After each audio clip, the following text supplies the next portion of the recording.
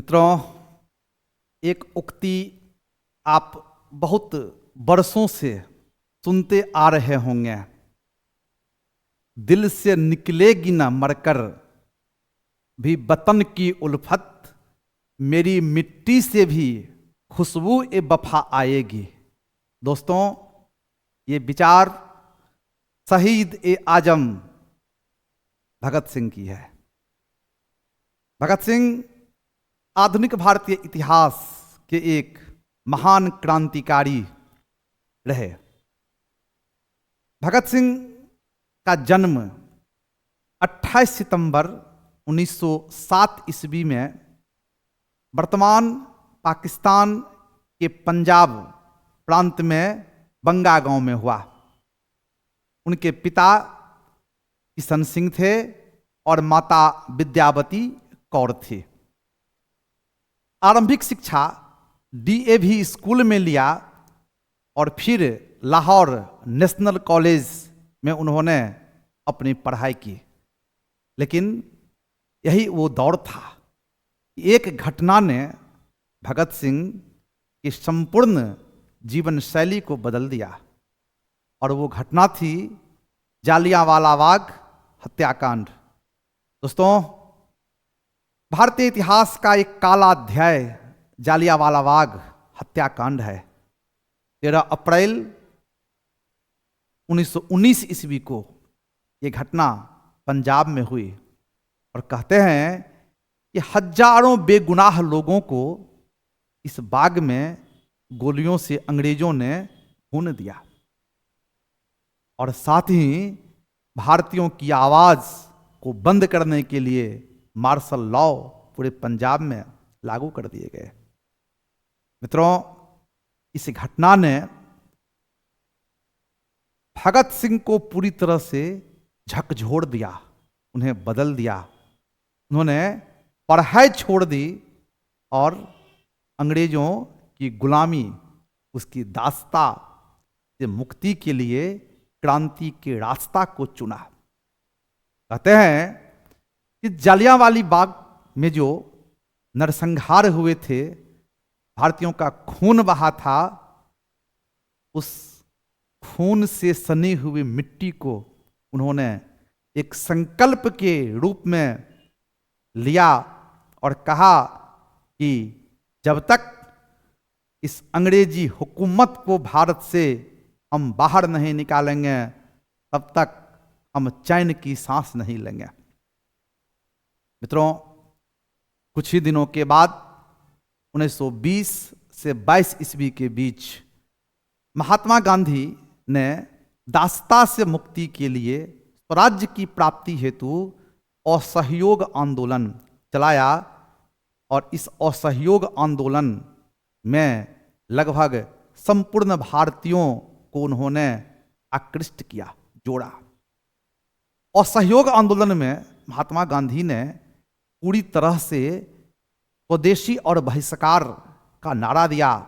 भारतीय जो उस खरोश से इसमें जुड़ रहे थे, लग रहा था कि इस आंधी में अंग्रेज टिक नहीं पाएंगे, और इसी समय दुर्भाग्य से चौड़ी चौड़ा घटना हुई। इसमें कई लोग मारे गए।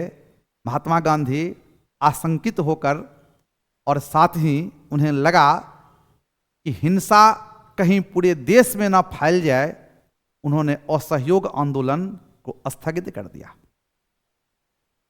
भगत सिंह इससे दुखी हुए, इससे निराश हुए, और उन्होंने अब अहिंसा के मार्ग को छोड़कर हिंसक रास्ता अपनाने हेतु बौद्धिक तौर पर तैयार हुए। कहते हैं कि 1924 ईस्वी में देश भर के क्रांतिकारी कानपुर में एकजुट हुए, और यहाँ उन लोगों ने हिंदुस्तान रिपब्लिकन एसोसिएशन नामक संगठन बनाया, जिसका उद्देश्य ब्रिटिश खजाना को लूटना, धन प्राप्त करना, इसके बल पर हथियार का आयात करना, और इस हथियार के बल पर अंग्रेजों को भारत छोड़ने के लिए मजबूर करना था। इसी उद्देश्य से इन लोगों ने काकोरी में एक ट्रेन को रोककर सरकारी खजाना को लूटने में कामयाब हो गए, लेकिन अंग्रेजों ने अधिकांश क्रांतिकारियों को पकड़ लिया।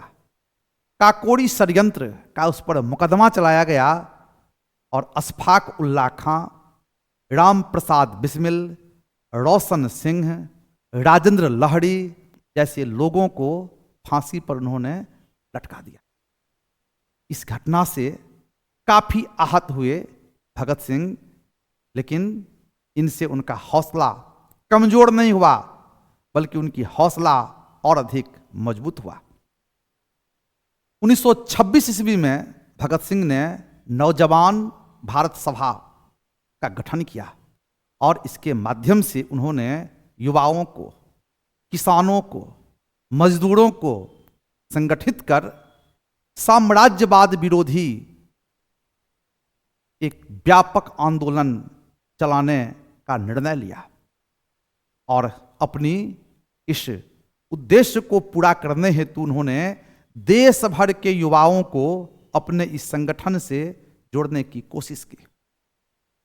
मित्रों, समय के साथ बहुत कुछ बदलता है, समय की धारा बहुत कुछ बदल कर रख देती है। कहते हैं कि 1928 ईस्वी में साइमन कमीशन भारत आया और साइमन कमीशन का सबसे ज्यादा विरोध पंजाब में हुआ और इस विरोध के स्वर को सर्वाधिक धार लाला लाजपत राय ने दिया। इस समय लाहौर के सहायक पुलिस कप्तान सॉन्डर्स था, जिन्होंने बेरहमी के साथ लाला लाजपत राय पर लाठी चलवाया, बुरी तरह से घायल हो गए और इसी घटना के कारण लाला लाजपत राय की मृत्यु हो गई। लाजपत राय की मृत्यु ने भगत सिंह के विचारों को बदल के रख दिया और उन्होंने सॉन्डर्स से बदला लेने हेतु दिसंबर 1928 ईस्वी में भगत सिंह, राजगुरु और सुखदेव ने मिलकर सॉन्डर्स को गोली मारकर हत्या कर दिया। इसमें चंद्रशेखर आजाद भी शामिल थे, लेकिन ये गिरफ्तार नहीं हो सके। आने वाले समय में अप्रैल 1929 ईस्वी में दिल्ली सेंट्रल लेजिस्लेटिव हॉल में व्यापार बिल एवं पब्लिक सेफ्टी बिल पर बहस चल रहा था। इसी समय भगत सिंह सभागार में प्रवेश किए और उन्होंने बम फेंका, पर्चे लहराए और कहा कि जब तक बेहड़ी सरकार के सामने बम का धमाका न किया जाए, तब तक बेहड़ी सरकार को जनता की आवाज सुनाई नहीं देती है। भगत सिंह अगर चाहते तो इस सभागार से भागने में सफल हो जाते, लेकिन जानबूझ के उन्होंने अपनी गिरफ्तारियां दी, अपनी निर्भीकता का परिचय दिया। मित्रों, ब्रिटिश हुकूमत ने जानबूझकर भगत सिंह के ऊपर सॉन्डर्स हत्याकांड का मुकदमा चलाया और आने वाले समय में भगत सिंह, राजगुरु और सुखदेव जैसे लोगों को फांसी की सजा सुनाई गई और अंततः 23 मार्च 1931 ईस्वी को भगत सिंह को फांसी पर लटका दिया गया। दोस्तों, जब किसी व्यक्ति को फांसी का नाम कहा जाता है तो सुनते ही वो बेहोश हो जाते हैं, वो घबरा जाते हैं। लेकिन भगत सिंह की पौरुषता ये थी कि जब उन्हें जेलर ने कहा कि तुम्हारे फांसी का वक्त अब नजदीक आ गया है, तो भगत सिंह ने कहा अभी रुको, अभी एक क्रांतिकारी दूसरे क्रांतिकारी से मिल रहा है। अर्थात भगत सिंह लेनिन की जीवनी पढ़ रहे थे और उन्होंने आग्रह किया कि थोड़ी दूर रुक जाओ, हम इस किताब को पढ़ लेते हैं, इसके बाद मुझे फांसी पर लटका देना। भगत सिंह ने इस किताब को पूरी की और कहते हैं कि भगत सिंह, राजगुरु और सुखदेव को जब फांसी पर चढ़ाने के लिए ले जा रहा था, ये तीनों एक स्वर में गा रहे थे, मेरा रंग दे बसंती चोला, माहे रंग दे बसंती चोला। यानी कि फांसी के समय भी उन्होंने अपनी निर्भीकता दिखाई और भारत की आज़ादी की जज्बा उनकी आंखों में दिखाई पड़ रहा था। भगत सिंह ने 1928 ईस्वी में चंद्रशेखर आजाद के साथ मिलकर हिंदुस्तान सोशलिस्ट रिपब्लिकन एसोसिएशन की स्थापना किया था और इसके माध्यम से उन्होंने इनकलाब जिंदाबाद यानी क्रांति अमर रहे का उन्होंने नारा दिया। भगत सिंह के विषय में कहते हैं कि भगत सिंह जिंदा दिल इंसान थे। उन्होंने कहा कि हर व्यक्ति अपने दम पर, अपने बूते पर वे आगे बढ़ता है, दूसरों के कंधों पर तो जनाजे निकलते हैं। भगत सिंह विचारों के बड़े पक्के थे, बड़े निर्भीक थे और हर हाल में भारत की आज़ादी चाहते थे। कहते हैं कि भगत सिंह ने अंग्रेजों को चुनौती देते हुए कहा, आप मुझे मार सकते हैं, हमारे विचारों को आप नहीं मार सकते। और विचारों के माध्यम से ही क्रांति होती है। क्रांति के लिए किसी प्रकार के बम और पिस्टल की आवश्यकता नहीं पड़ती।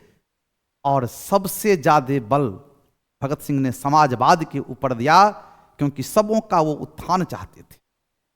भगत सिंह की जीवनी अपने आप में काफी प्रेरणादायी है।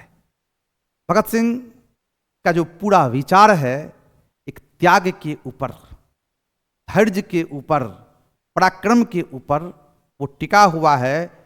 और खास करके युवाओं के लिए उनका जो निर्भीकता है, उनका जो जज्बा है और भारत की आज़ादी के लिए जो उनकी त्याग और वीरता की भावना है, निस्संदेह प्रेरणा का स्रोत है।